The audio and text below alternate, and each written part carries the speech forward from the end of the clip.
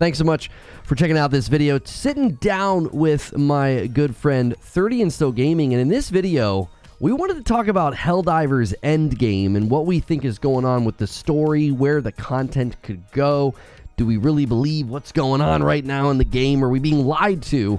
Are there really flying bugs or not? And we're going to be breaking that all down. The last time we talked about this game was about 3 or 4 weeks ago, and we were just sort of asking the question, you know, why is it so good? Why is the game doing well? And we made some predictions, and that was a great stream. If you guys haven't checked that one out, check that one out. Every Friday, sit down with Mike, and we talk about the latest and the greatest. And I'm going to end the previous gameplay stream where I was arguing that the major order, it's a lie. I do not believe that we are we're doing good. I think we're helping the Terminids grow. So before we kind of dive into kind of my 3 headings, which is what's really going on in this game. Like, there's lore, there's story. I think there's a whole conspiracy theory to talk about. I also want to talk about, will this game last? Like, how are they going to keep this thing going? And then endgame content ideas. You and I come with a long background of Destiny. So, you know, are they going to be able to do sort of content like that? But before we kind of get into those topics, I just want to know, you know, how much time you spend in the game. You know, since we talked about it a couple weeks ago, have your opinion changed about anything? How are you feeling about Helldivers 2 right now? No, I'm level 26. I don't play it I don't log in every day. There's lots of different things I'm playing. Life gets in the way and whatnot. Podcast, stuff like that. But I'm absolutely loving it as much as I did 3 weeks ago when we talked about it. When I'm in the game, I go in, maybe play like 1 or 2 missions. Usually I try to finish out I play on level like 4, and I'll usually do the operative. You know, like the 3 missions that you do, and then I'll log out for the night, right? So, or I'll do 2 of them and then finish the next one the next day or whatnot. So I don't overindulge myself with the game. I don't want to get burnt out or anything like that. So 100% I'm still enjoying the game. I think it's awesome that every time I log in there's like something new or something different going on in the game. So yeah. Do you prefer to fight the bugs or the bots? Like, where do you like to spend your time? When I'm playing, I go in the game by myself a lot. So when I'm playing by myself, I go with the bugs. I'll go like level 3 bugs, just get resources, complete the missions, type of stuff. But then when I go help people, I'll shoot off, like I'll go over to the robot side and help people that are 1s or 2s or whatever. Same thing with the bug side as well. Like, I'll just go in and go within a bunch of randos. And sometimes it's fun because you'll hear some randos that are just super upset because it's like a roll of the dice, right? Sometimes you'll get in a match and everyone knows what they're doing. And then you get in a match and there's people that are throwing stratagems right on top of you and murdering you with the strafes and stuff like that. So, and it's, I'm out. I can't deal with this anymore. And you hear people rage quit and they leave and stuff. So it's always fun. It's always fun. Do you have a particular loadout that you like using? A lot of people were gravitating to the breaker shotgun, the personal shield. They were really digging the rail gun because it was so strong. Where are you kind of setting up your build when you play? So when I play with a group of people, before they nerf the railgun, I was using the railgun with the shield generator because you take out the legs real fast. Since that time, I've kind of morphed. I kind of switch out. I'll put the drone on my back for most of the time when I'm solo because it's an extra gun. And if you're using the drone with the machine gun and not the laser, you're doing it wrong because the laser just mows down everybody. So I'll put that on my back. Or what I'll do is I've been messing around a little bit with what's that one? I forget the other one. I forget what the hell one it's called. What's it do? Oh, it's I'm an idiot. I'm getting my stuff together. Not the railgun. What's the other one with the ammo? The autocannon? Yeah, the autocannon. I like being a support character, just helping other people out with the support cannon. I like going into the role of being a sort of like a supply guy or medic guy. I wear the armor. I wear the orange. I don't know what it's called. I'm not super into what the names and stuff are, but the orange armor where you get the extra grenades, and also I like being that like support role where I can run in when we're clearing out the hives, and I run in with my 6 grenades and just chuck everything out, clear it out, call resupply back in. What I'm running right now, I'm running the the incinerator liberator. So on the premium track, that you get the shotgun that flames. So I'm running that, and I'm running the drone with the laser on the back. That's what I'm running around with. Yeah, they did. I was loving the railgun against the Chargers, especially. You know, you could knock their leg off and really hurt them, you know, rather quickly. You know, they lowered it a teeny bit. The railgun is still great. I still think you can, especially if you put it in unsafe mode, it still feels very I like what strong. they did with that. Yeah, I like what they did, because the unsafe mode, no one used the unsafe. Well, I shouldn't say no one used it, but the unsafe mode was like, I would never go into it because you could kill everyone with the regular safe mode. Now I like that they made it where you have to use the unsafe mode to really do the damage, and it's a nice little balance I think they put in the game. Yeah, and then they said that they did like they didn't really tell us, but they quietly or unannounced was an unannounced buff to the EAT. That's the one where you shoot like one rocket, then you throw it on the ground. The refresh on that's fantastic. When I'm playing with guys right now, they're just always throwing those down. So they're all over the place. So the one time I literally ran past one, grabbed it, shot at a charger, and then picked my own weapon back up. Oh, see, I haven't seen anybody do that in the games I'm playing. Yeah, the EAT, it's just that anti-tank rocket, and because its refresh is so fast, guys are just constantly dropping, especially on the Termicide missions, because you're kind of in an area for a while, and so they're just everywhere. And man, it blasts the armor off the Charger. It feels really cool to use. It's like you're cracking open like a nut or something. It's like all of a sudden you see inside, and you're like, oh, you know, their bodies in there. And then I've been using the recoilless rifle, which is a weird name. It's like a rocket launcher, and you literally can see the rockets on your back. And so the reload's a little slow, but they updated it to where a well-placed rocket on the face of a Charger is a one-shot kill.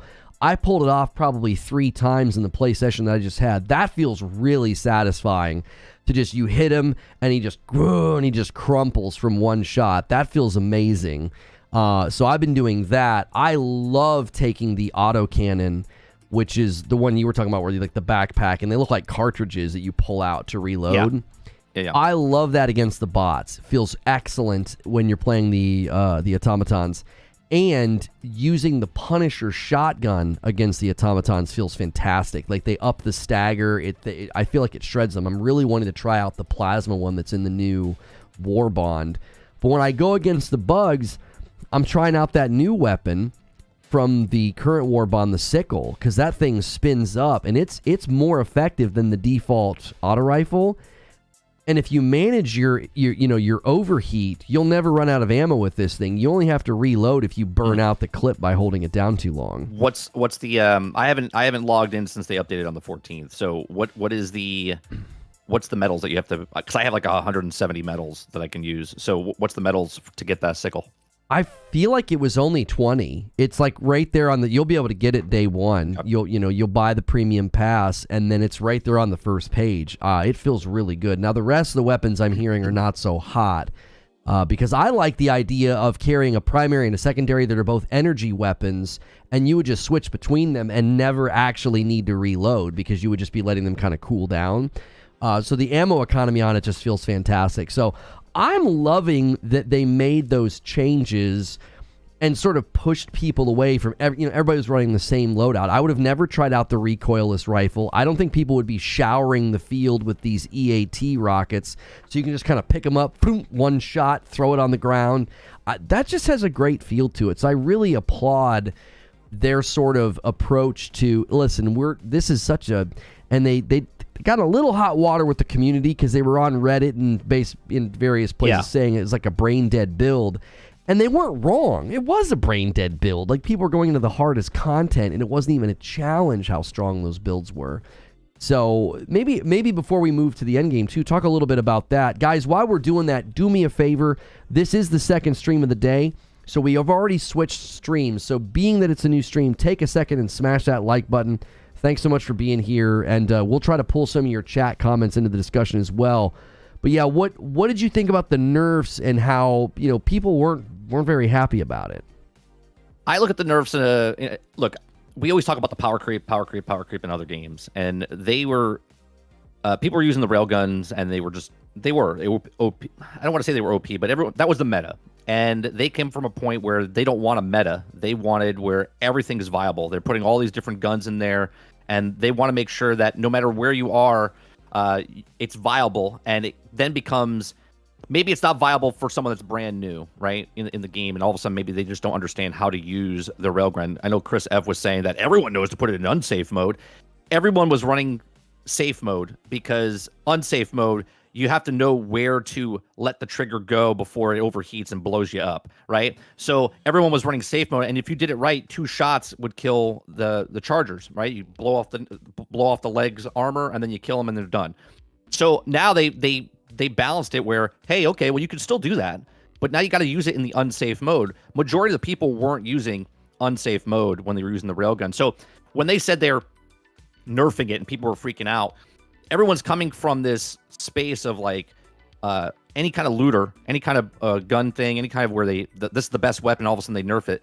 That's not what they want. They don't want there to be a meta. They want you to pick a loadout and then like get good at that loadout, and then that loadout, whatever you're using, is viable and everything. Yeah, you might have a difficulty level where it's harder to kill something, so then someone brings in the grenade launcher, or somebody brings in the railgun, or someone brings in the flamethrower. There's so many different things that you can do, and it gets you talking, and it gets you with the community. And I have to say, this community is really, really fun. Even the people that don't even talk, okay, they'll just drop a stratagem, because they'll look at, if a person's lower level and they don't have something, they'll drop the stratagem in, and then they'll drop it. They'll run over to you and drop it in front of your feet, like saying, hey, take it. If they're not communicating over a microphone, like, here, take this. It'll help us out, right? And then they'll call it in 2-3 minutes later when they get the next thing. So I really think the way they're balancing the game is cool. I don't think it should be like every other game, just like they're not doing a roadmap and they just drop the stuff in the game. They're not doing it the same cookie cutter way that everybody else is used to. They're trying to make this game where it's fun and you can use. And of course, if you're a gamer, you're going to try to find the meta. You're going to try to find, well, this gun does 3 points more damage. So if you're using, you know what I mean? Like that's what's going to happen. And that's always going to happen. And you can never defend against that. Well, Patrick in chat has a little tip here. He says, if you use it in unsafe mode in first person, you can see the charge gauge. So you're familiar with the timing. So like you can actually aim down sight with it and get familiar with that. So that's a great tip there. I am in full support of them buffing other things, though, which is why I was thrilled when they said, oh, hey, we didn't announce this, but the recoilless rifle in the EAT have been buffed, and well-placed shots should grant you kills. That's how it should be. Like, there should be an element of skill involved, and even the railgun, even in unsafe mode, when I was charging it up right to the peak and using it on like bile spewers or whatever, taking them down in a single shot felt really good. And the autocannon, same thing against the automatons. It's like the autocannon, there's skill involved. Like you've really got to like line it up. And when you start timing your shots with it or the Punisher, it feels better than just, you know, the breaker shotgun. It was like you're just spamming everything. It's just shredding the entire world. Right. You know, and then the railgun was there for basically one size fits all. Now the mechs came into the game. And I think the mechs are very fun. In low-level content, we were letting Madam, my wife, always have the mech, but they die really fast. Do you feel, similarly to everybody else, that maybe they should have a little bit more health? Because the Charger will come up, he'll do his little ground slam, and you're done. You just explode, and you don't have the agility to really get away from that at all. Yeah, when the mechs first came in, I dropped it because it was they were giving it for free for that day or whatever. So I dropped it in and tried it out, and I wasn't in the thing for 10 seconds. I got in, and it blew up instant. I was like, what the hell happened? I didn't know why it blew up. Nothing touched me, and I was just like, okay. And then I called it in another time when I actually had the stratagem, and I tossed it down. And I was in it for the entire match, and I never died, right? Until I ran out of ammo. I was just like, right? Yeah. And I like the way it is, and I was just like, okay, well, maybe it's weak because we just got it, right? Maybe down the road, they'll upgrade stuff where maybe you put a little jetpack on the back of your mech when it comes in so you can hop over the chargers, or maybe you put more defense on there so the armor's a little bit more, good. Maybe they put that type of buffs inside the warbonds or something. I don't know. But I think they could always make them better, and we just have the basic version of the mech right now, right? Oh, the factory just got liberated. Here's the mechs. We can fight the war against them. But you're absolutely right. If you go in a higher area, they just don't feel good. It's kind of a waste of space. Yeah. Right. It's better to bring in a different, explosion or stratagem than bringing in the mech. And when there's a thing too where if you're turning and you shoot a rocket, the rocket basically hits yourself and you blow yourself up. So there's obviously some tweaks that need to be done there to the mech. I love that they did it. It was awesome. The fact that we liberated the mechs, they were just suddenly in the game. Like that was awesome. We booted up that Friday. I said, this thing's going to complete any second now. And literally like 10 minutes into my stream, it was like, oh, the mechs are here. We can get them. That was awesome. And that harkens back to what you said when we covered this a couple of weeks ago. I said, about 3 weeks in, you're going to start to kind of lose that player momentum. They're going to want to put a message in the game, put out a roadmap. And you were like, no, they just need to keep doing what they're doing. Do videos, just drop stuff in the game. And clearly they've taken that path. You were in fact correct. And the momentum of the players hasn't slowed down at all. Like they've maintained such a strong player base. So I want to kind of shift into that now. We're kind of doing an Endgame theory stream here. Like, what's going on? Where's everything headed? What kind of content could they add? So the first thing I want to talk about is, what do you think is really going on? Because I do think there is a narrative here and a story that is more complex than people think, because we've got the Ministry of Truth, the CEO of the company, denying the existence of flying bugs when we've clearly seen them. Right. We're being labeled Terminid sympathizers if we call out the lies of the Ministry of Truth, which we're trying to form a Helldivers Liberty Union. It's like I don't believe these guys, right? And the current missions with the Termicide, I firmly believe is going to make the Terminid stronger, evolve, or something of that nature. And I learned just yesterday, we actually put the Terminids on these planets to breed them because when they die, they make oil, and we want the oil. So what do you think is really going on in this game as far as the current operations and the story and the lore? Yeah, I knew about the lore stuff because when people were talking in my chat about Helldivers 1, I was like, oh, okay, well, because everyone was starting to start to farm what was in Helldivers 1 to be like, oh, well, this is coming to Helldivers 2. So I started looking into it a couple weeks ago, and I was just like, oh, okay, so we're harvesting the bugs. And I was like, oh, well, the big ones, we would want bigger bugs, right? And then here we are this week. The major order is the Termicide that you're spewing on things. I was like, huh. I was like, and I didn't know what was going on with the earthquakes. There's like earthquakes on certain planets. Mm-hmm. Okay. Well, from Helldivers 1, there's a bigger bug that digs through the ground. We know they come out of the ground, right? Mm-hmm. And they dig these trenches. Well, there's a Hive Lord that is from Helldivers 1 that we haven't seen in Helldivers 2 yet. So I was thinking maybe the earthquakes are the actual Hive Lords that are actually making the world, make it like the earthquake stuff. So I don't know if that's happening, but I was like, that would be pretty cool if that's what's happening. So I do believe I'm on your side with the Termicide as far as you just said. I think that the Termicide that we're turning on and populating the planet, we're making the bugs more.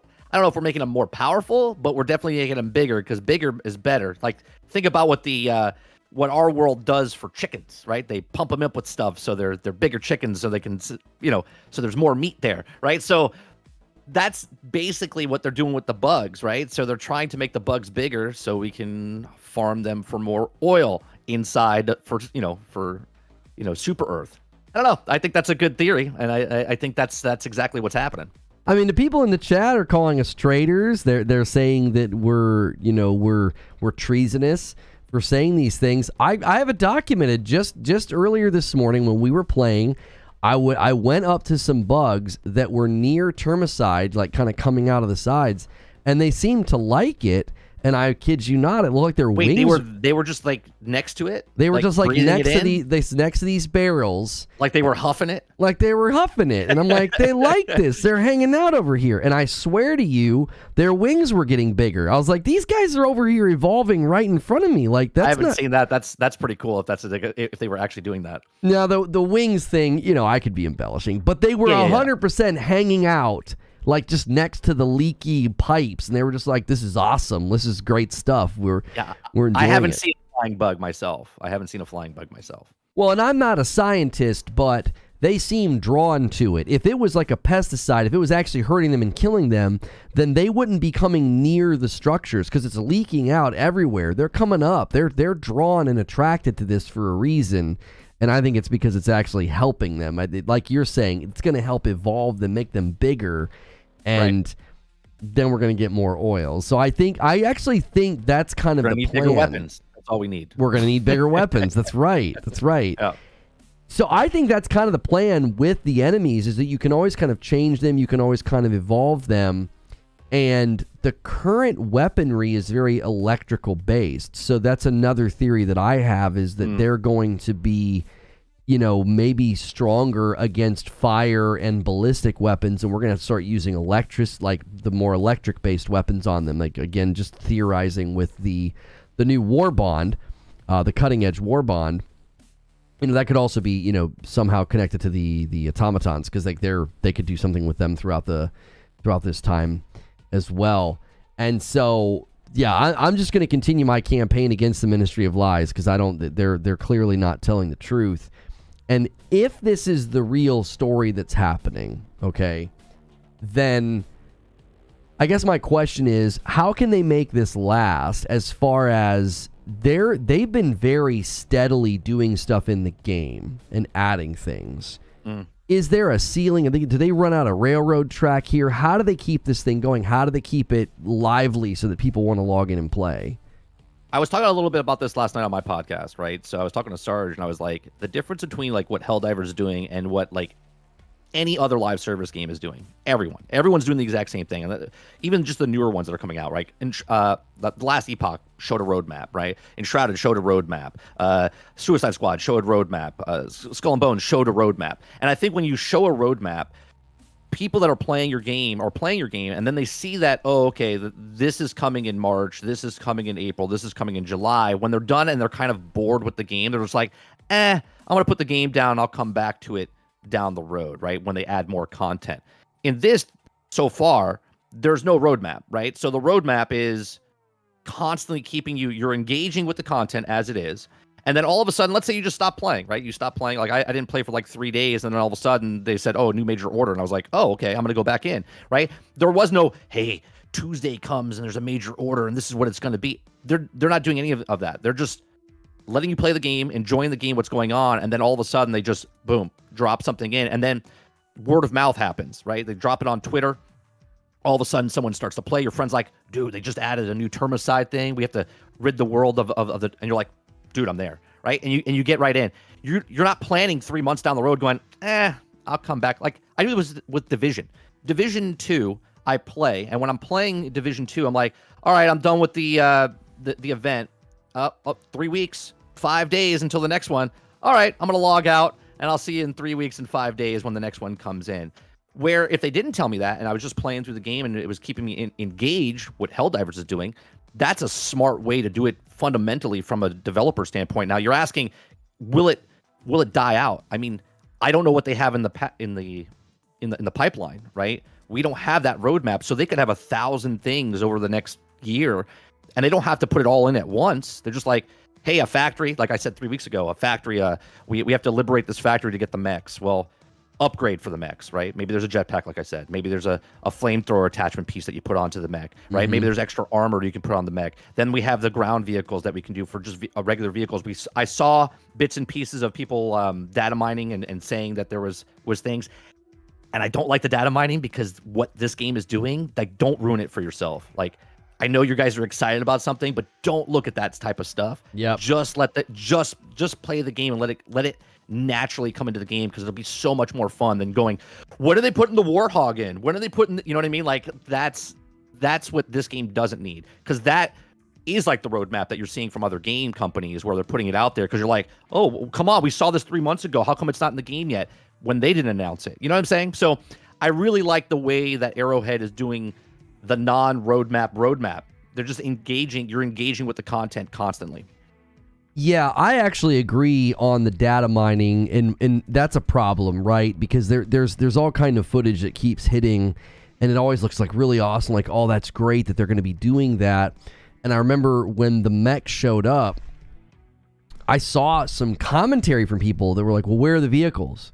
where are the vehicles? And it's like, Right. you don't understand, like the mechs and the vehicles, like that footage leaked at the same time. That doesn't mean they're coming at the same time. It just means that somebody figured out how to go in and, you know, fiddle with things in the game code so they could call down new stratagems. So that I definitely agree with. And something I said the other day, I forget which day this was, I said they have essentially made a live service game that doesn't feel like a live service game. It's and I think this is where what you said about the roadmap is key. I never considered that a roadmap basically gives people permission to just go play something else or to take a break, right? Yeah. And I've really preached against this. Don't create a game where you have all this FOMO and all this pressure and all this limited time so everybody feels like they can't take a break. That's exhausting. But in this game, if people aren't taking a break because they're like, anything could happen, oh, there's this new thing going on, it's more organic. It feels more voluntary than compulsory. Like, it doesn't feel like they're like kind of compelling or making it feel like this thing we're being sort of coerced into doing it. And I actually think that's brilliant, because then if people do take breaks, it's going to be just because they've kind of gotten to the point where they're like, yeah, I kind of want to take a break from this game. I played too much. I had a guy in my chat saying, he's like, well, I'm max level. He's like, there's nothing left for me to do. I'm like, the game's been out for 5 weeks. You got plenty of game time. I'm assuming if you hit, you know, max level. Now, I don't know if he had unlocked everything on the warbonds, which is another nice feature. The warbonds don't go away. I didn't even make a dent in my premium warbond from, you know, the first one. I'm not even done with the main warbond, because the main warbond's got way more pages. So I really do agree that them staying away from all those sort of hallmarks of here's a roadmap, here's a this, here's a that, it can really just sort of tear down the veil, and it makes people sort of highly aware of the gamification of games. Like, everything has been gamified. Like, this is coming out and this, and, you know, armor here or whatever. A guy left a comment the other day on my tweet, and he said, I love that when they want to move the story forward, they're doing it with content. They're just dropping stuff in the game, and they're like, here, go do this. Right. And that's where my mind went when I did the first Termicide mission that I did. Have you done one of the Termicide missions? Okay. I had to do one all by myself. I was with a group of people, and nobody was activating the middle thing or the batteries. So I had to literally defend every single battery by myself while playing with 3 other people that were just running around just killing things. But they weren't at they weren't at the actual facility. I was doing everything by myself. I was like frustrated, but at the same time, I was like, this is actually pretty cool. I'm like the hero right now, right? I'm activating this, and I'm doing it all by myself. So.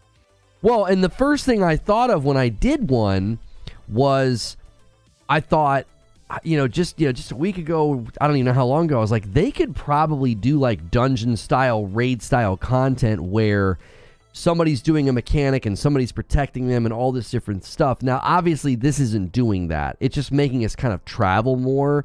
You know, in the size of the area is huge. Instead of like just this teeny tiny little pump or like a platform and some doors for people to run to, it's a pretty big area that you're sort of traversing. And I just started kicking around ideas that I would love almost like raid style content where imagine you got a guy who he has to stay on the terminal, and every so many seconds, like he's not on it, but he's near it. Every so many seconds he has to put in the code for these exhaust things to open, or we're all going to get blown up. Right. And you got to protect him. Like, he's super vulnerable when this happens. Like, he's got multiple codes to enter, and he's got to be very careful he doesn't mess it up. And while he's doing that, maybe like 2 other people are over somewhere else, and they're doing different things as well. I'm convinced that they could really bring content that we're accustomed to that's more raid, more dungeon, almost like having mechanical puzzle-like content to solve. What type of content do you see them adding in the future? Or is there content that you've thought of, you like, oh, it'd be great if they did this, just to kind of continue that idea of there's an end game, there's stuff happening in the world as a way to, just to keep the game relevant? So I thought about this yesterday when I was in your writer's room for a little bit, and you guys were talking about, we're talking about Helldivers tomorrow, think about Endgame. And I started thinking about it, and I was like, all right, let me really think about what Endgame could be if they're doing this. Now, what I'm going to say is literally what I believe. Don't think it's actually happening, but I like to think big, right? So if it's just a 4-player, as it is, four team members, okay, and it doesn't go higher than that, and that's just the map size what it is. But think about like the radar dish mission, right? Where you got to put the code in, and then you got to wait for it to load, and then you got to turn the dish, and then you can run back. When you have 2 people with you, it's real simple, right? Because one stays over by the radar dish, turns it when and another person just stays by the console to hit the button. But if you're by yourself, you got to hit the button, wait for it to load, then you got to run up, and then you got to see where it is once it loads up and go, okay, I got to turn left or right, and then run up there and then turn it, right? And then there's the other missions where you have to type in the code, and then you got to bust off the gunk that's on there, and then turn the wheels, or when you're doing the codes to type in for the missile silo to come up, and you have to run down and open up all the locks and stuff like that. So I was like, man, this is so up the alley of, like you're saying, of like Destiny, right? Where the Destiny raids and stuff like that, where you have to hold someone. So what about if on a mission, you got to break up, you got to split up into 2 teams of 2, right? Where one person's defending or one person's like fighting off, or you're both fighting for your life, and then you have to put the code in and do some sort of mechanic, right? And it's on 2 separate sides of the map, right? And then because you're doing it, you have to do it simultaneously, so you have to communicate with each other, right? Where once you do that, then it unlocks what the main mission is inside the center of or wherever it is randomly on the map. That's one way to do it. Another way to do it is with the Hive Lord that I talked about earlier, right? Well, what if, yes, we're on the surface of the planet now, right? But if this big giant bug, you've seen them inside the world, they're just like the exoskeleton or whatever it is just sitting on top of rocks and stuff like that. You're like, what is that? Like, do we get to fight that later? Like, if that's one of the things, and you see the big bile, spear guy, what about if we go into all of a sudden a cavern, right? We've actually seen people in like videos on YouTube that make the funny videos where they fall down into the holes, and they're like stuck in the hole, they can't get out. Like, what if you actually can go down a hole and you're fighting your way down like an ant colony type of thing, and then you get into this giant room at the bottom of the map, and then you have to fight another, brood mother or something. Like, I don't know. But they can do so much with this game, and that's just with 4 people. Now take what I just said and then add like 2 teams of 4, where you have 8 people and they're all working together. Or maybe you put 12 people, 3 groups of guys on the map. And now you're getting into this like major raid type of stuff where the whole planet's infestated, and you're all trying to hold it back, like a tower defense type of thing. Like, this is our base, right? Think about it, like Super Earth. All of a sudden we got pushed back to Super Earth. Now we're on Super Earth. We got to protect and you're not just 4 people. Now you're 12 or 16 people on one map doing it. I don't know. I'm not saying they're doing this. I'm just saying the possibilities, and I don't want to put my expectations so high when they don't do it, go, oh man, what a potential like loss. Like, no, I'm just looking at this going, they're doing so much with this game. Like, even the little termicide thing, right? That big giant machine they made, it actually moves and spurts out the stuff on the top, and like the tornadoes and the meteor showers and all this stuff that they're bringing in. I'm just like, man, this is crazy how much they're doing for this game. Yeah, so that's where I stick right now. That's the thing, is that you could probably spend an entire day just brainstorming content, because it's like they literally could do anything that you just said and it would be awesome. It'd be even awesome if like you go down like you said, but you wake it up and then you got to run, and and then it comes out and it's this big huge massive fight with all these mechanics, and you've got like stationary maybe weapons and things that got to be activated. And I love the recipe of do this thing while you're getting attacked and just kind of figure it out, because I think they can kind of take those very basic recipe parts of, we need you to do this thing and you're going to get attacked while it's happening. And I think they can just go nuts with that. There's so many different things that they could do and add. And that's not even including just the easy stuff of adding new enemies, weapons, planets, stratagems. I feel like they can do that for forever. There's just no limit on what they can drop from the sky, what they can, give you. I would love if they said, hey, we're going to give you like a painter, like you paint a beam on something, and as long as you're holding it there, it's just something's getting pelted. Like, there's so many fun things they could add. Thank you, Mike on the mic, for gifting a member there. Real quick, I want to answer someone's question where they're like, well, your stratagems wouldn't work underground. All right, let me picture this, right? I just came up with this as I read your comment. What about the mission? Like I said, in my imaginary world where I created an underground space where there's like a big hive mother or something down there, okay? What about you can't use your stratagems? I don't know if you've ever played after the time ticks down. You can't bring stratagems in the game at that point anyway. So that's right. It's already a mechanic that's in the game where all of a sudden the ship moves away. All right, so now you're underground. You can't use the stratagems. So that's part of the strategy where you would have to drop the stuff that you need ahead of time, and then you can't call in any kind of big laser or anything unless maybe you get depth charges or something underneath the ground where you have to break the pillars underneath the ground to cave in the ceiling to open it up to the area. And once you do that, then you can drop the stratagems in, right? Literally just thought process of that, of you saying, well, you can't use the stratagems underground. Well, now you could. It would be part of the mission where you have to break the pillars to open up the top of so it caves in, does damage to the boss, and then all of a sudden now you can call in the big stratagems to help you out. Or you'd have to do complementary ones, like somebody would have to bring a drill stratagem where you throw it down, right. It comes, it makes this big hole, and you're like, this is it. This is our turkey shoot. We got to draw them here and bring the stratagems down. That kind of strategy and synergy and working together, they can just do so much of that simply by listening to the community or just thinking, like brainstorming, because making teammates and teams do that together, I just think is an absolute blast. Like, I love how everybody just sort of knows what to do when there's a charger. Like, everybody spreads out, monkey in the middle, you're just kind of blasting him. And it's just, those are the basics that I think add those fun moments that, like, you can't really script that. I think that's really where the magic of this game is coming to fruition, is they're giving us enough freedom that just you can kind of do and make your own stories and make your own missions by just trying out different things. I was watching Dr. Disrespect play the game by himself. I saw that. It was an automaton mission. Were you watching when I was watching him, or did you watch it? I watched him afterwards. Yeah.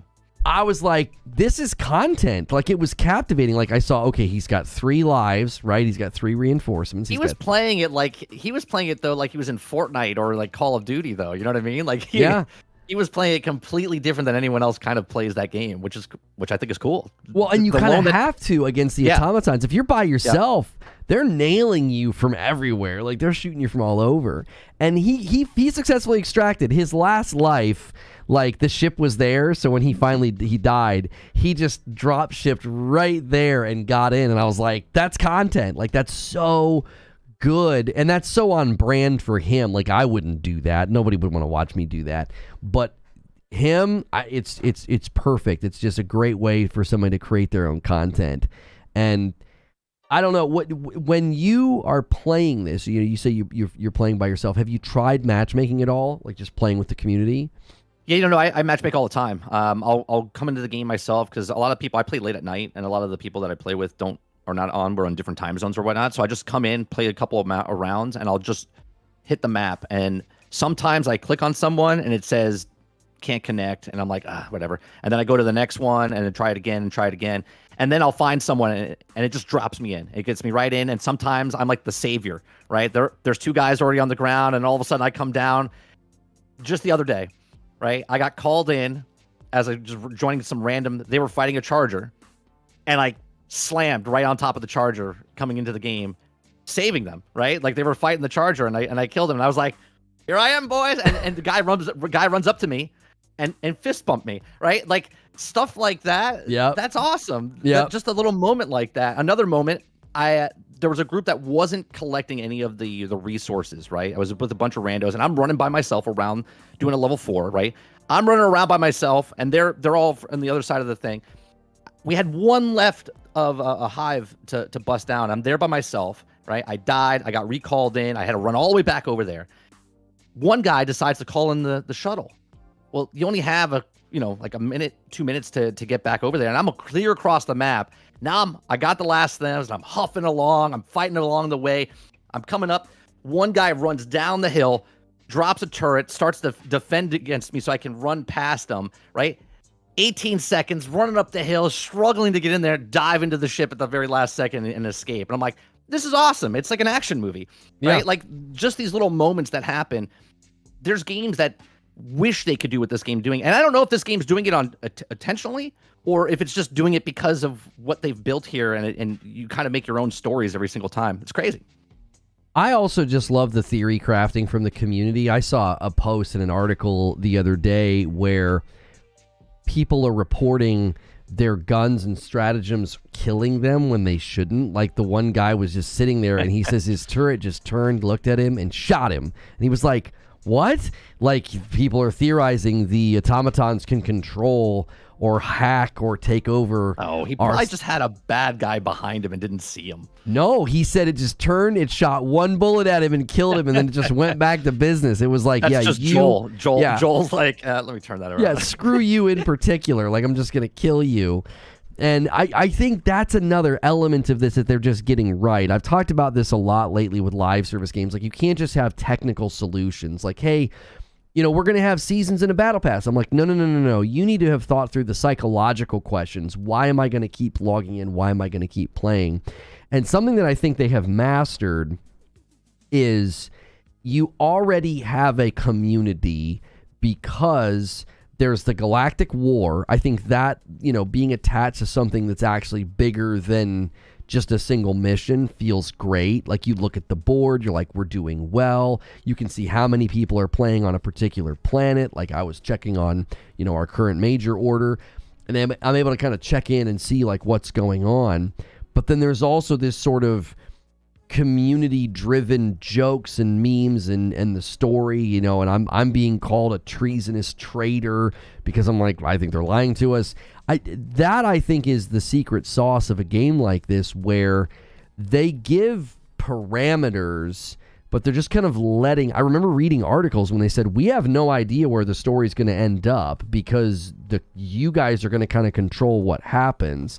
I think they have an approximation of where things are going to go. I think they know if they put like a carrot in front of us, we're going to get it. Do you think there's a future where they start to set up failure? Like they can kind of take progress away, they can reverse, they can make it to where we can't win.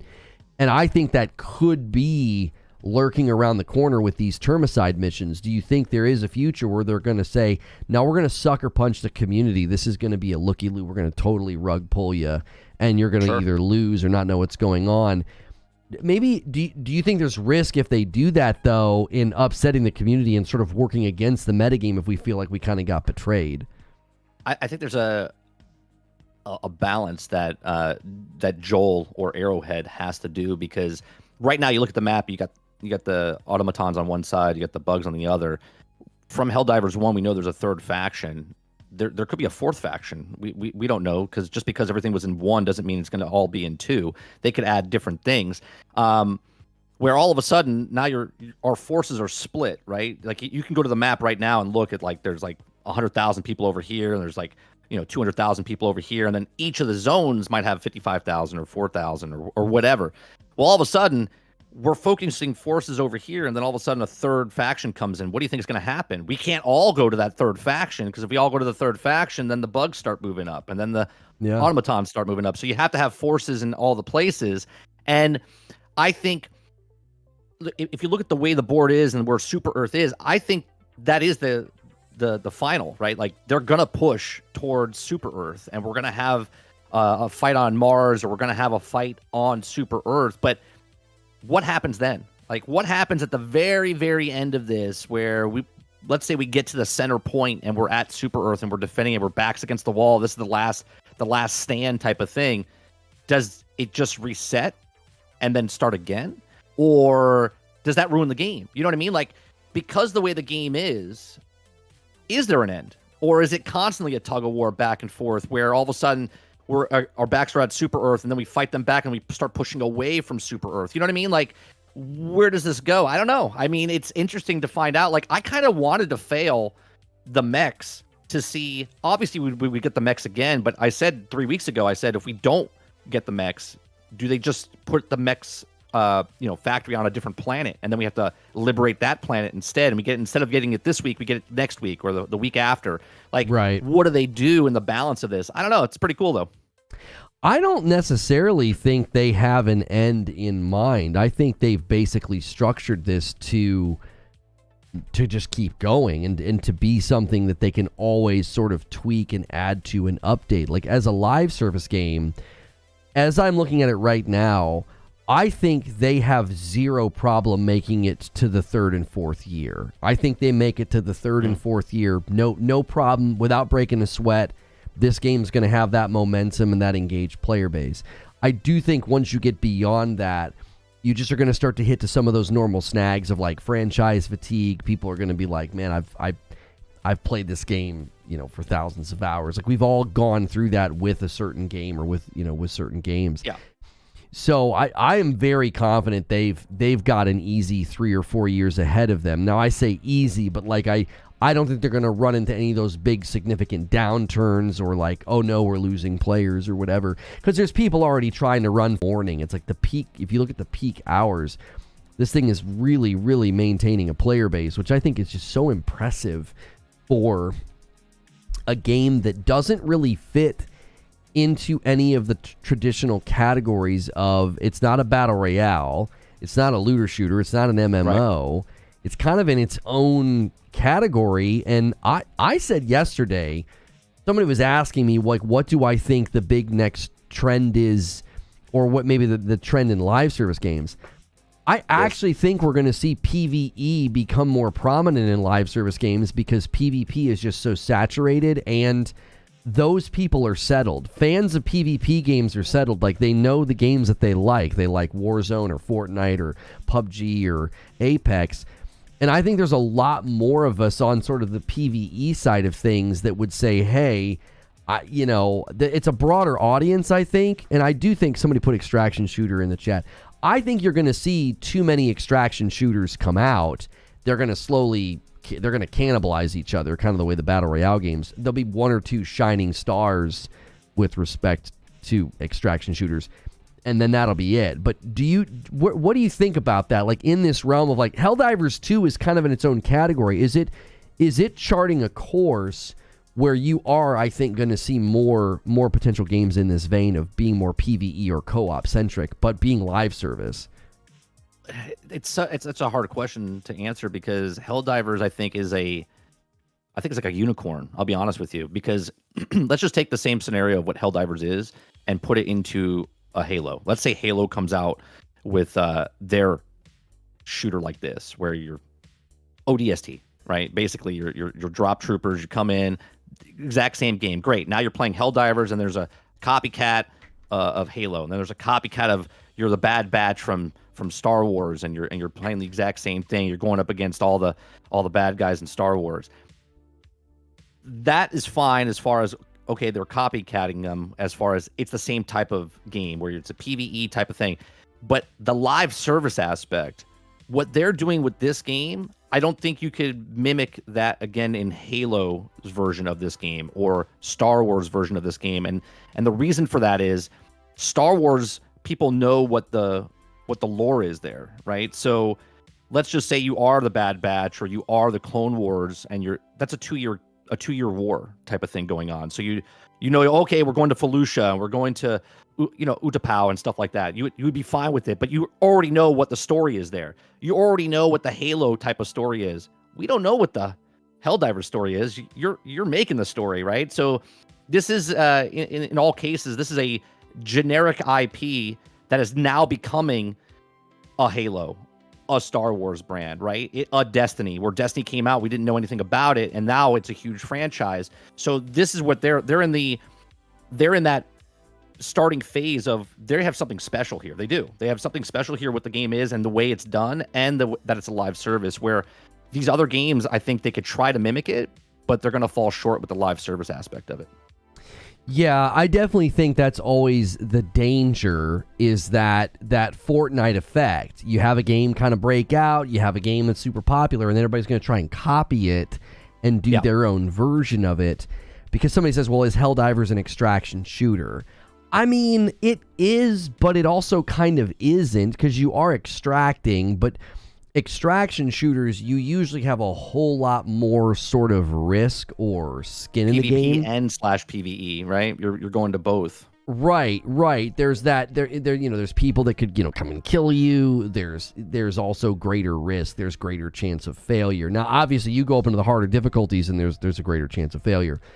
But I think overall, extraction shooters really live and die on the risk. Like, you might not get out, and I just don't see that here. Like when I play DMZ in Call of Duty, or people who play Tarkov, there's a greater risk. This game very much makes it to where if you're not extracting, something really went wrong. Like, don't shoot the drop ship with the mech rockets. You can actually break it, and then you can't leave. We learned that the hard way. Somebody thought that it was indestructible. No, it can die. It basically just kind of like deflated and was on fire. It was like lower, and it just wouldn't take off. And so you can definitely see the appeal of a game like this, in that other games are going to try to say, oh hey, we should do something like that, but I think they will just end up seeming sort of like the knockoff product and not the genuine article. When this is probably going to come up in the coming days. I think this is going to resurface as a discussion, because the latest warbond, the cutting-edge warbond that they just put in the game this week, there are armor sets that you resist arc damage. They have perks to do that. You can't get those perks anywhere else. And I think we're going to start to see sort of the resurfacing of this claim of like, oh, that's kind of pay to win, because you can't get those perks unless you buy the premium pass. What do you think about that? Is that something they need to avoid? Because my biggest concern is that if they keep adding premium war bonds and they're super scared about the accusation of pay to win, then the guns they're going to add are always going to be crap. It's like that. What's the point of a war bond if you basically have to neuter everything on it because you don't want to be accused of pay to win? It's like they're kind of stuck in this between a rock and a hard place. It's like, well, we either make the guns largely uninteresting or we make them good, and then people are going to accuse us of pay to win. Well, I think, again, it's another balance thing type of where you can get the super credits in the game. Like, if you really wanted to, you could put it on the easiest mode, run around the map, find super credits, extract, like find the stuff, extract, do it again. Yes, it takes time, right? So yes, you're paying money to unlock that faster, $10, or what's your time worth? So I pay $10, I unlock that battle pass. You still have to play the game. If you have 0 war bonds and you unlock that pass, you can't unlock anything in the thing. You got to play the game, right? So if you have war bonds but you don't have super credits, you can go around and collect super credits. And I've paid absolutely $0 for super credits in this game, and I've gone past 1,000 multiple times, right? Like, I've got to 1,000, bought the premium with the 1,000 that I got in the game, got back up to 1,000, bought some skins within the super store that were there, right? Because I like the cosmetic better than the one I was using with the same stats, right? Now I'm back up to 810 or 860 again. I'm about to hit 1,000 again, which I'll buy the premium pass again, right? So what this game does good balancing wise is if you don't play the game at all and people do major orders, you get the war bonds, right? You get the medals, right? And if you're running around the map and let's say you just want to stick your finger up your nose and do absolutely nothing, your rest of your team, when they collect the resources and stuff, you are also getting those as well, right? Doing absolutely nothing. Right? So every time you extract and you're working as a team, like, play the game. Like, when it comes down to it, the game is a game. Do you want to play the game? If you want to play the game, then play the game. If you don't want to play the game, then don't play the game. But don't complain that, well, I can't get this stuff. But you can. You can get the super credits. You can get the stuff if you just play the game. But if you're looking at it as a business transaction going, well, I have to waste my time for 2 hours to get enough credits, then pay the $10. And if you don't want to pay the $10, then play the game. And if you don't want to pay the $10 and you don't want to play the game, then go somewhere else. I mean, I don't know what to tell people like that. Yeah, I tend to agree with you that they should just say, look, we're one of the only, if not, the only game that lets you earn their premium battle pass. Like, you can't do Fall Guys, Fortnite, Call of Duty. If you want the premium stuff, you got to pay the money. And in this game, they're like, no, if you play enough, you can literally just earn the premium pass, and then you just spend your medals. Like, all you got to do is get enough super credits to buy the premium pass, which is not even that hard, because somebody said they booted up, after they launched the new warbond, and they felt like they were getting more super credits per mission, like over 200 per mission. I'm like, my word, that's not going to take very long at all for you to be able to buy the premium pass, and then you didn't spend any money. You just got the currency of the game. So I tend to agree. Like, make the guns awesome. Like, tell these, like, honestly, I really would love devs more and more to be like, you know what? Your criticism's empty and vapid. You're clearly not playing our game. Shut the frick up. Like, we're going to make the guns awesome. If you want them, you can get them without spending any money. If you'd prefer to not wait to get super credits in the missions, you can spend the money. And then just basically thumb their nose at all of these empty narratives from people who are clearly just sideline throwing hate. They're not playing this game at all, because if they were, they would know, oh, you don't even have to buy the thing. Like, what game lets you do that? I remember my daughter playing Fall Guys. She got to level 20 something on the battle pass, and she was like, why can't I get these things? And I was like, oh, I have to buy it, and then you can get all those things. So this is a game that doesn't do that. It doesn't say, oh, you've invested all this time, but you can't get these items unless you spend money. They're like, no, if you've invested all that time and you have the medals to buy a bunch of stuff, you probably also have the super credits. So I would like to see them do that. I think they're playing it safe with these weapons. Because the sickle's great. That's on the first page of the new warbond, but I'm hearing all the rest of the weapons are not worth it, and I'm like, come on, boys, make these weapons worth using, because I would love to see way more variety. Go ahead. What are the other weapons? Like, what do the other weapons do? Again, I haven't paid attention to what's in the warbond. So, the gun called the Scythe that's also on your backpack that you like to wear, that laser gun? Mm-hmm. It's the same gun on your rover dog. It's just hanging down and it's holding it. Okay, there's a pistol that is basically just like that. So they've got a new sidearm. I've heard it's not very good. There is a version of the Punisher that shoots plasma. There's a gun called the Blitzer or something like that that does like lightning. And there's one more that I think I'm forgetting. And I've just heard that they're not that great. Now, somebody's saying the plasma shotgun can kill chargers. I was really looking forward to getting that Punisher because I love taking that into the automatons. So, I think their attitude about primary weapons needs slightly adjusted. In their one patch notes thing, they basically said, we want you to rely on have like a teammate that's sort of built to kill the trash ads or to kill the basic enemies. Right. I'm like, that's not going to work. Like there's so many of them in quantity, and they come from so many different vantage points. It's like, I need to be able to have a primary that's just doing its job. It needs to take care of the meat and potatoes enemies. And the sickle does that. And people are like, oh, they're going to nerf the sickle. I'm like, why? It's doing its job. I feel good. If I manage my reloads well and I'm timing it well, I can be very efficient with this weapon.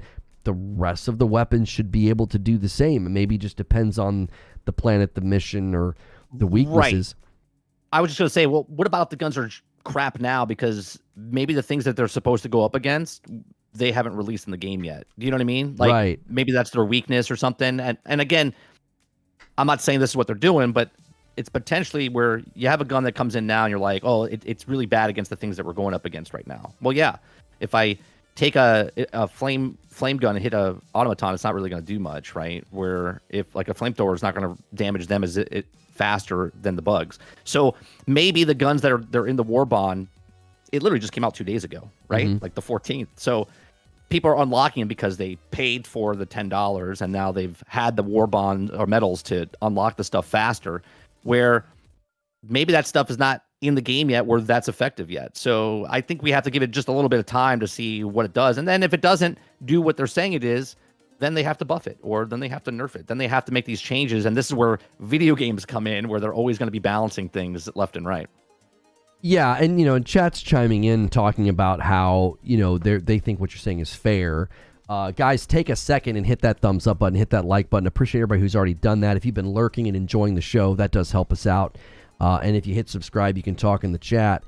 I agree with what you're saying, because I actually wonder if the theme of the cutting edge warbond is a lot of electricity, right? We've got armor that resists electricity. The weapons are electricity based.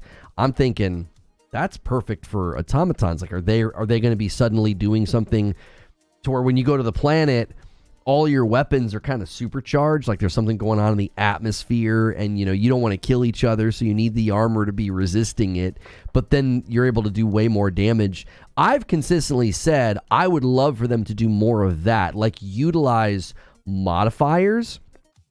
So there's weaknesses in the enemies, so then there's suddenly like contextual power to where all of a sudden certain weapons are really, really good and other weapons aren't. Like, I was even saying, what if the termicide makes the terminids resistant to ballistic weapons? Like, they suddenly have like better armor, and we're having to use like lasers and electricity and other types of damage, heat. I think some of the weapons just say heat on them.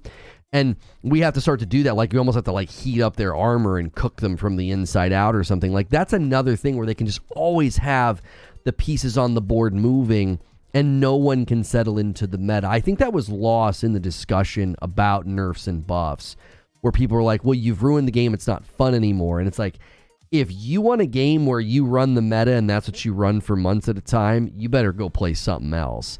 Because this isn't going to be like Destiny, where you find the meta build and Bungie just kind of like lets that run wild for 2 months or 3, and then they finally decide to nerf something. This is like, if you find a meta build or something's kind of broken, better run it as much as you can, because it's probably done in a week or 2. They'll move the goalposts. They'll shift things around. Do you think that's going? Is there any potential fallout from that? Is that going to start to irritate players and drive them away, or do you think people are going to catch the vision and always be kind of changing their gear? I think both. I think, to answer your question, both. I think there'll be people that bitch and moan about them doing that, and then there'll be people be like, oh yeah, this is the way they're doing it for their game. I think that's the answer. I don't think there's one right or wrong. I think it's both. Yeah, I agree. I think that the people that sort of like it always changing, I think, especially because they want to defend the CEO, they want to defend the company, defend the lore of like, hey, like don't call in the question. Like, there's this line that's blurring where like there's the Ministry of Truth, but then there's like the development company, and they're kind of one and the same to a certain degree. Yeah. So people are like, don't question them, don't question what they're saying or what they're doing.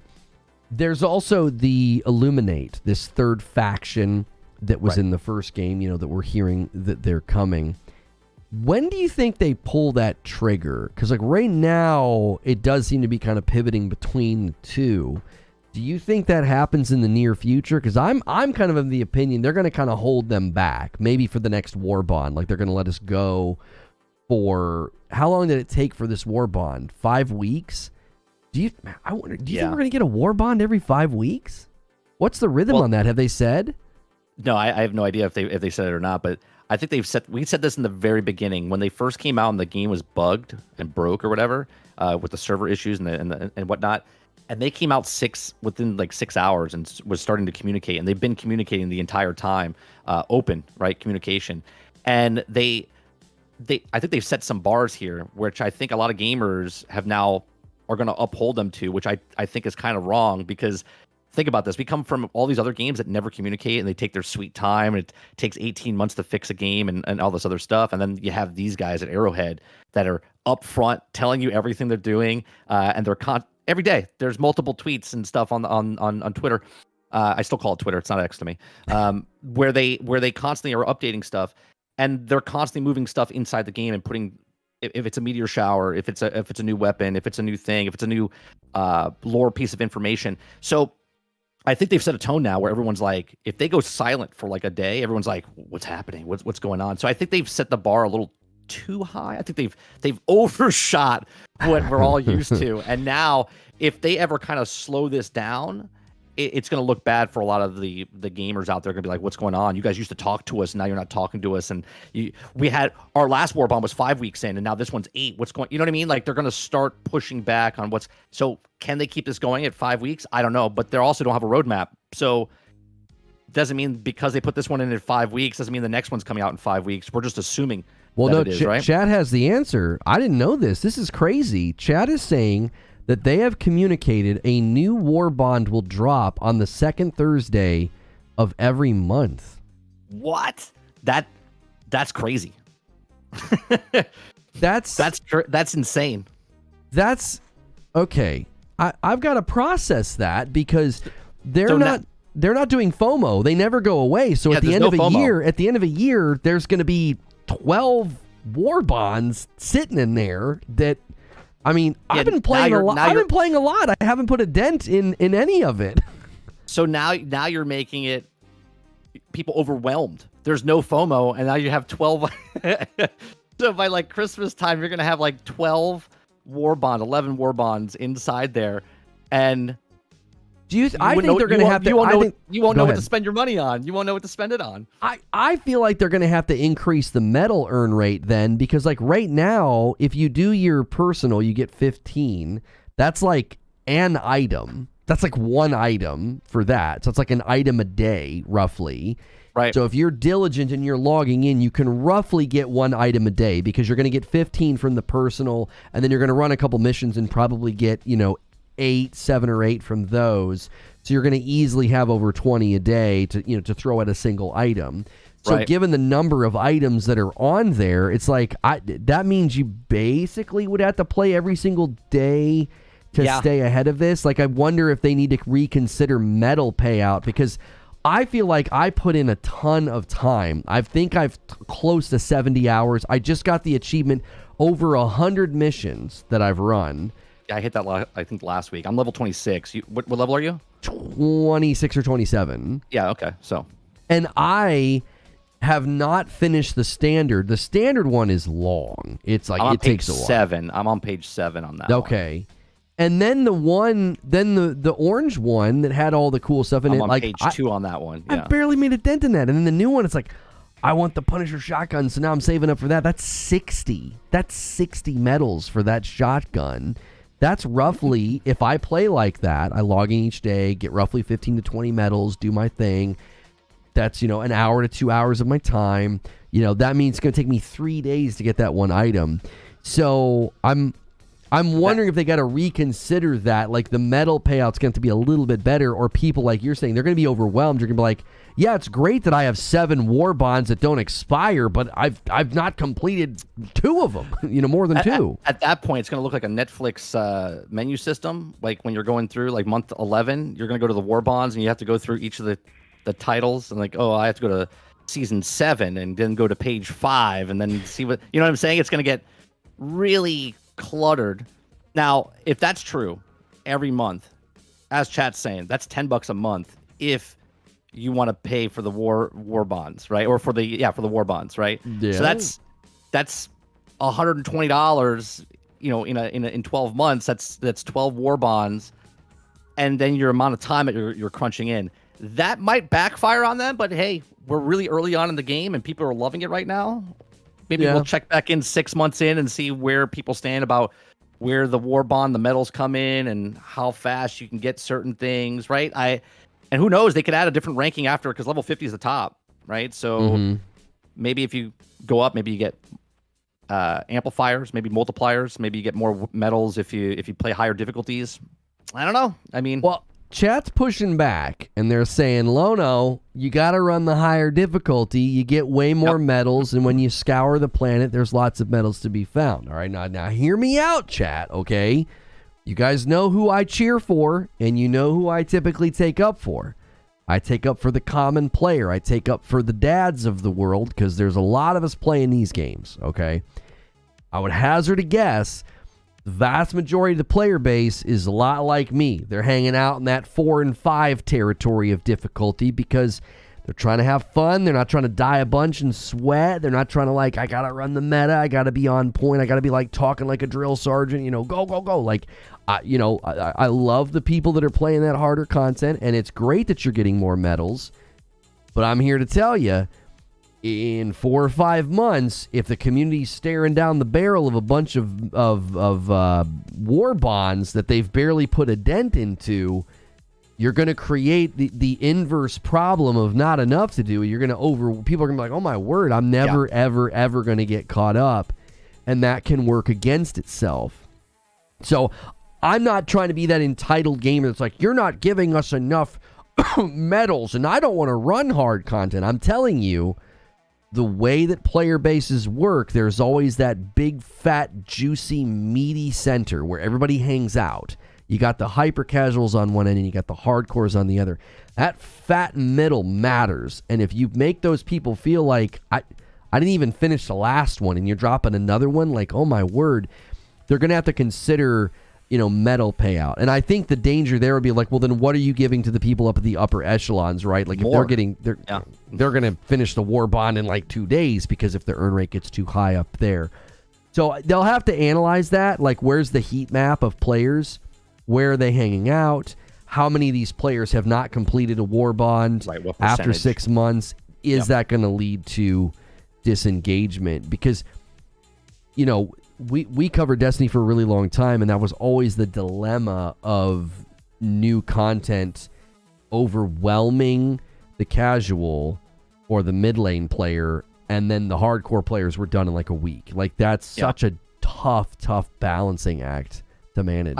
I think some of the things they should balance is the resources that you get. Now, I understand you get the higher resources from the higher difficulties, like 7, 8, and 9.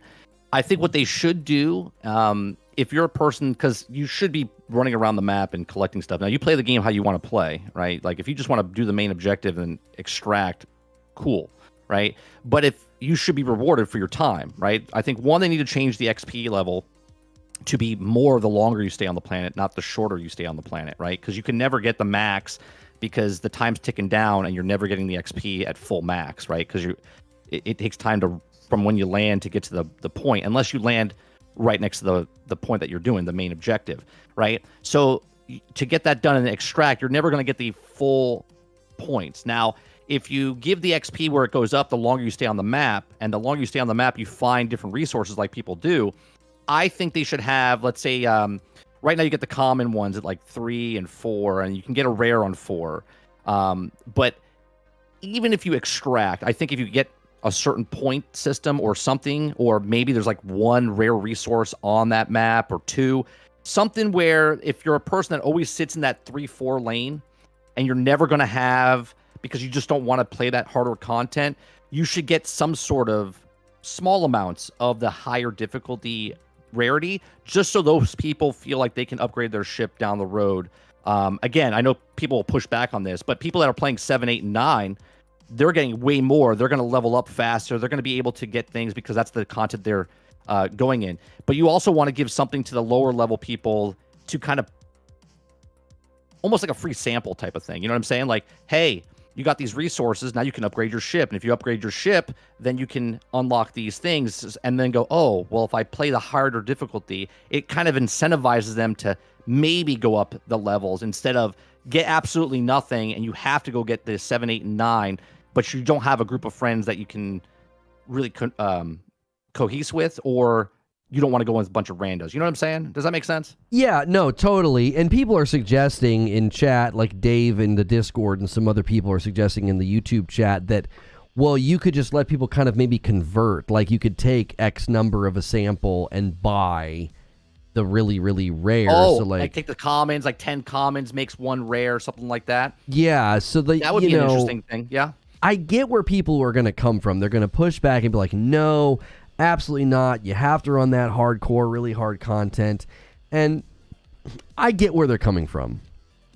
But if I'm going to run 10 missions to year 1, and those 10 missions allow me to sort of get some of the currency that you got in 1 mission, I kind of feel like that's a fair trade, because there's just going to be... Time is time.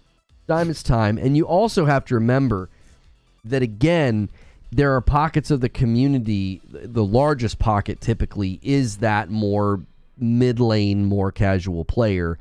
And I'm just thinking long-term. I don't think they're doing anything wrong right now. I don't think they've made any significant missteps. I'm just thinking long-term player retention, some of these things can go awry and they can work. They can actively work against player retention, where players will either feel... Because somebody in chat says, what do you mean get caught up on your war bonds? They never expire.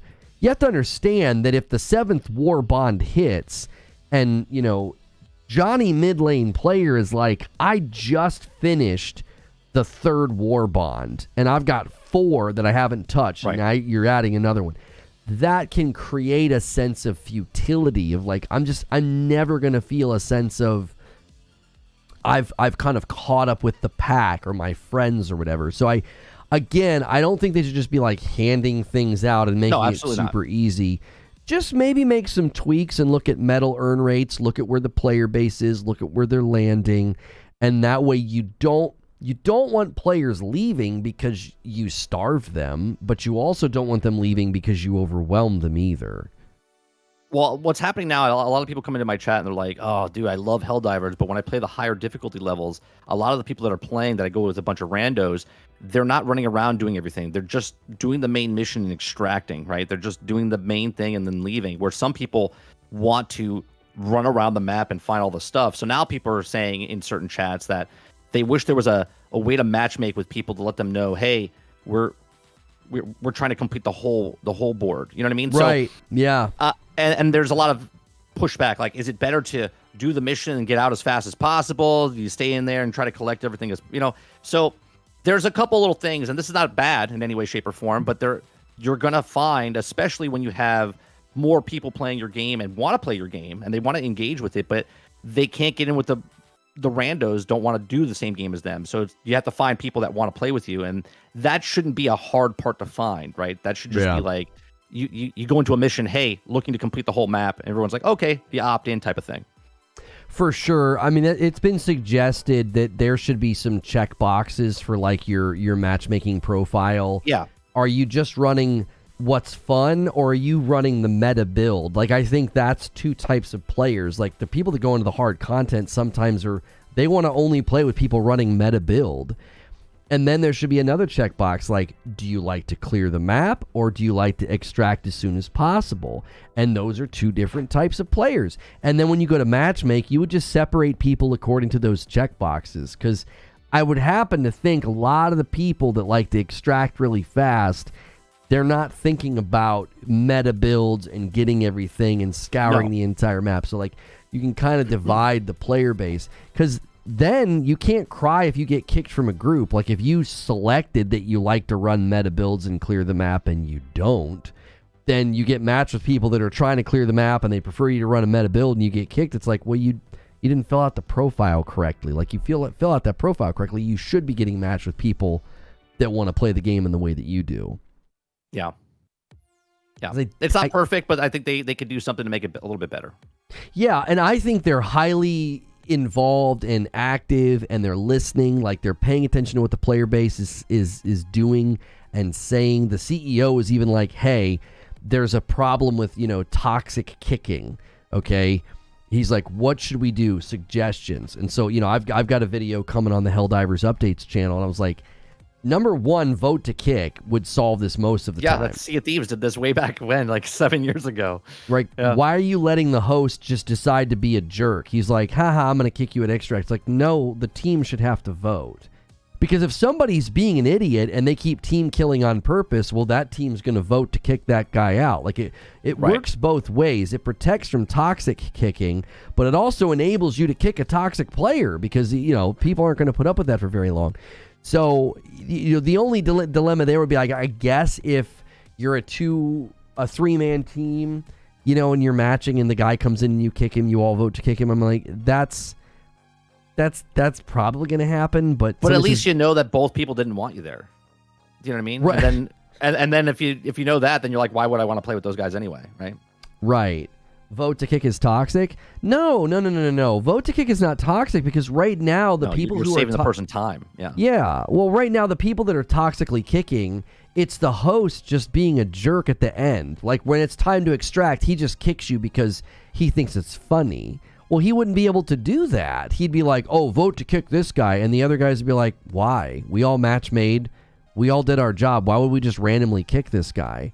I don't think you would see vote to kick resulting in the same number of toxic kicks that we're seeing now. Dave says you should be able to kick the host too, right? You have mutiny. The three guys in the group decide to kick the host, and then one of them becomes the host.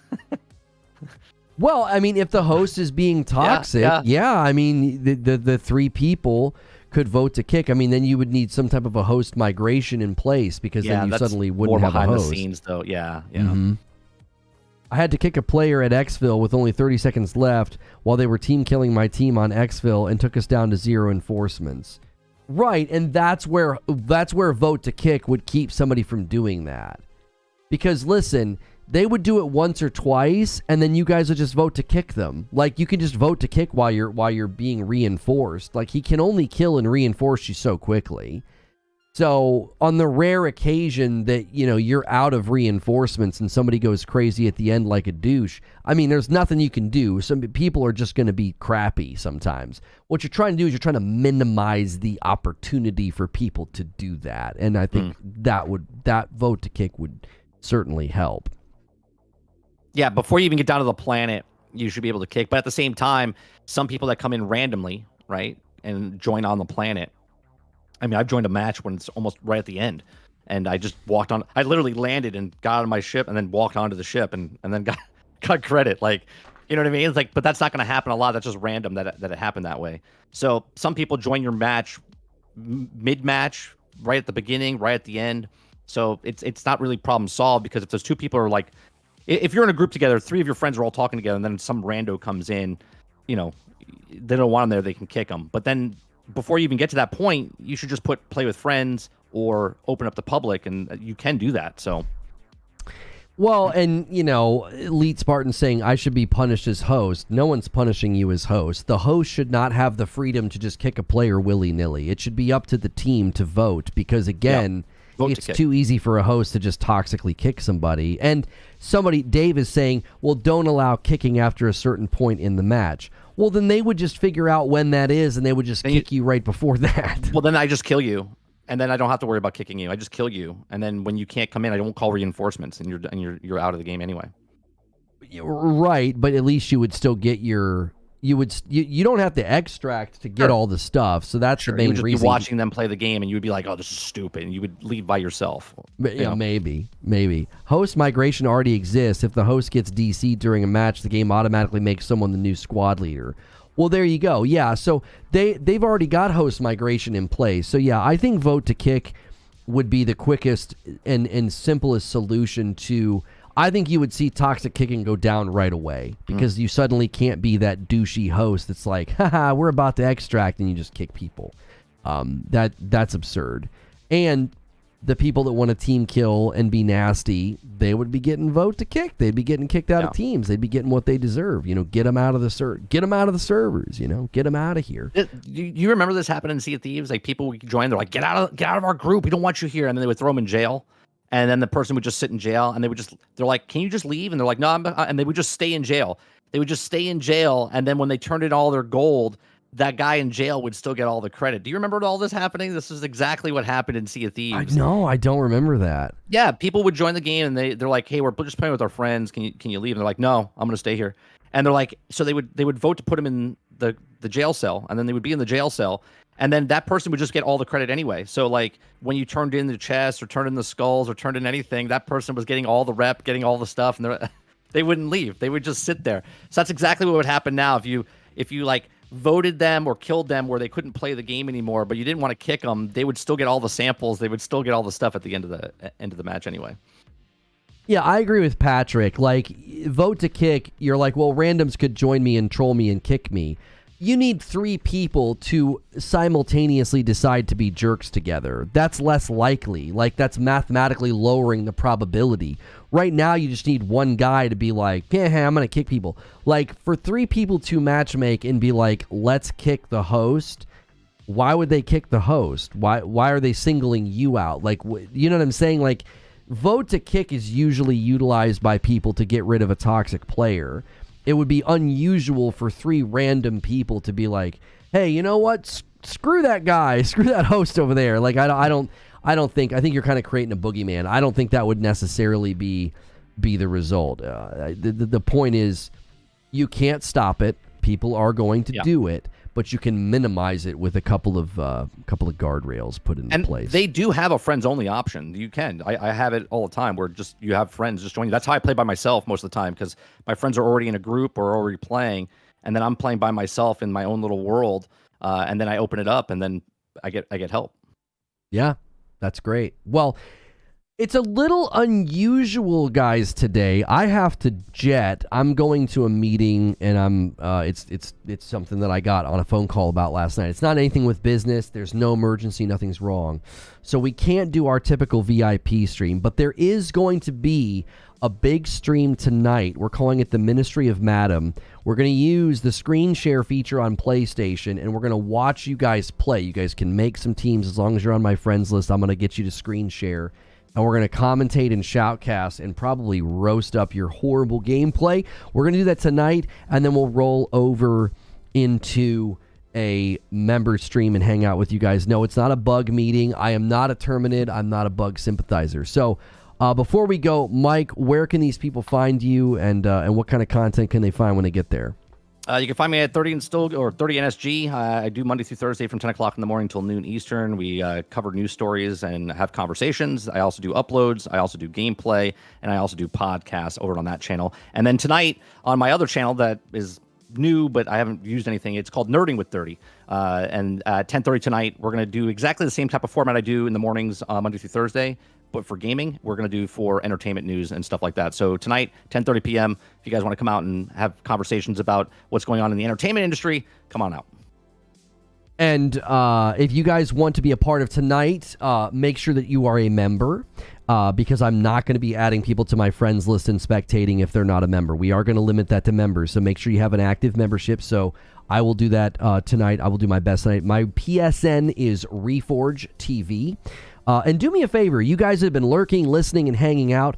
There's well over 300 people here. We only need 33 more likes on the video. So take a second, smash that thumbs up, that like button. It'll help this video when we're no longer live. YouTube has made some changes this week, so we've been needing your help a teeny bit with that. It helps out the video. It helps me out, helps out the channel. And somebody just put this in the Discord. The Into the AM sale right now, there's up to 80% off clearance. Good night. If you guys like to use my code over there at Into the AM, use code Lono, or you can go to intotheam.com/Lono. Take advantage of that because you can stack my code on top of their sales. Anytime they've done those big sales, my code stacks on top of the 80. So we appreciate you guys so much hanging out, listening, watching the content throughout the week. And I hope to see you tonight. That stream tonight, the Helldivers stream, is going to be a public stream, and then we'll roll it over into members. So I hope I see you guys tonight. If you're a fan of Helldivers, subscribe here or subscribe to the Helldivers Updates channel. Just look for Helldivers 2 Updates. It's the name of the channel. And we will see you guys later. Thanks so much for watching.